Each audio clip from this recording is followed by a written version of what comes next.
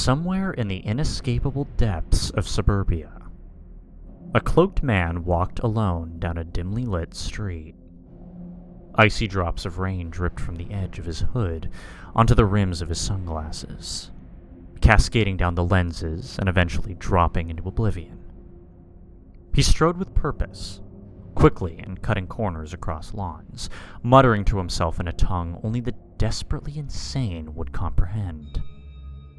Upon arriving at his destination, he hungrily eyed the second-story windows of the house that stood before him. A flicker of movement caught his eye. He stood dead still, a cat stalking its prey.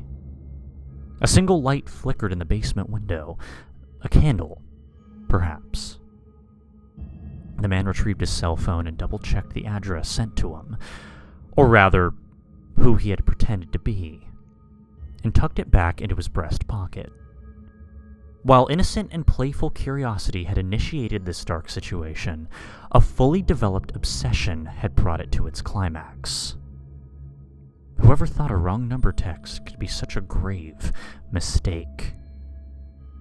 Smiling, the dark man entered the backyard and attempted to open the back door. It opened a quarter of an inch and then stopped. He sighed heavily, his breath rushing out in clouds of warmth surrounded by damp cold. He stuffed his hands into his pockets, rummaging through their contents until he found 2 silver tools. And with practiced hands, he manipulated the pins of the lock. Within a minute, he was skulking in through the back door, drenched with rain and anxious sweat. As quietly as possible, he removed his cell phone from his pocket and cast the code aside. The man's large, thick fingers danced over the touch keyboard, spreading a thin layer of water over the screen as he typed out his message. "I'm here." A wide, malicious grin spread across his pale face as he waited patiently for a response. "Come on right in. The front door's open. It's been so long since I've seen you." He placed the phone in his pants pocket and surveyed his immediate surroundings. He stood in a wide hallway, a stairway leading upstairs at one end and 2 doors on the wall at the other. Behind him was the door to the backyard, and slightly farther down the same wall was a closet. He heard the faint echoes of a television on low, coming from somewhere upstairs. Thick, stale air filled his lungs, and shakily, with waving fingers, he drew the 6-inch blade he'd brought specially for his friend. Slowly and weightlessly, he crept up the stairs, just another shadow lurking in the old house.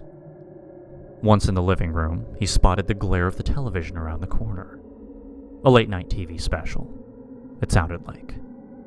A human figure rested lazily on the couch, its eyes fixated dully on the screen, unblinking. The man brandished the knife behind his back and approached the shape. It turned toward him, confused. "Hello, my old friend." The voice of the man who was standing was rough, as if he'd been crying, but still menacing enough to alarm the sitting man to an extent. He advanced and aimed the tip of the knife directly at his poor victim's throat. The young man on the couch squirmed in his seat, but lethargically so, and made no move to defend himself nor escape. The knife slid cleanly into his jugular, severing it completely along with his carotid artery. It was the work of a professional.